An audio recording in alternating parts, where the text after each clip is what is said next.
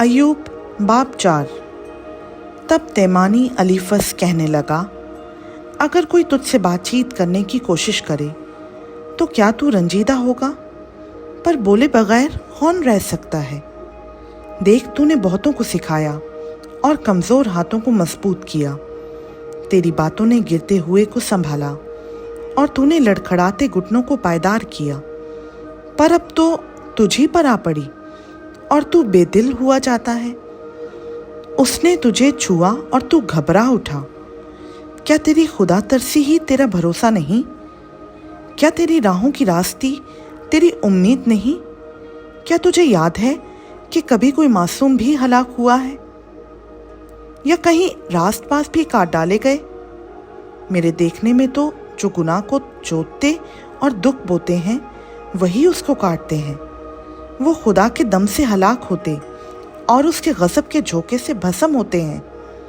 बब्बर की गरज और खून ख्वार बब्बर की दहाड़ और बब्बर के बच्चों के दांत, ये सब तोड़े जाते हैं। शिकार ना पाने से बुढ़ा बब्बर हलाक होता और शेरनी के बच्चे तितर बितर हो जाते हैं। एक बात चुपके से मेरे पास पहुंचाई गई, उसकी भिनक मेरे कान में पड़ी। रात की रोयतों के ख्यालों के दरमियान जब लोगों को गहरी नींद आती है, मुझे खौफ और कपकपी ने ऐसा पकड़ा कि मेरी सब हड्डियों को हिला डाला। तब एक रूह मेरे सामने से गुजरी और मेरे रोंगटे खड़े हो गए।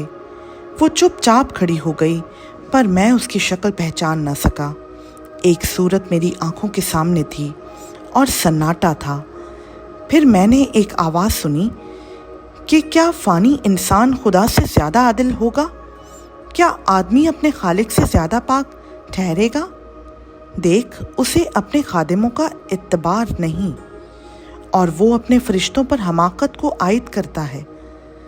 फिर भला उनकी क्या हकीकत है जो मिट्टी के मकानों में रहते हैं, जिनकी बुनियाद खाक में है और जो पतंगे से भी जल्दी पिस जाते हैं। वो सुबह से शाम तक हलाक होते हैं। वो हमेशा के लिए फना हो जाते हैं और कोई उनका ख्याल भी नहीं करता। क्या उनके डेरे की डोरी उनके अंदर ही अंदर तोड़ी नहीं जाती? वो मरते हैं और ये भी बगैर दानाई के।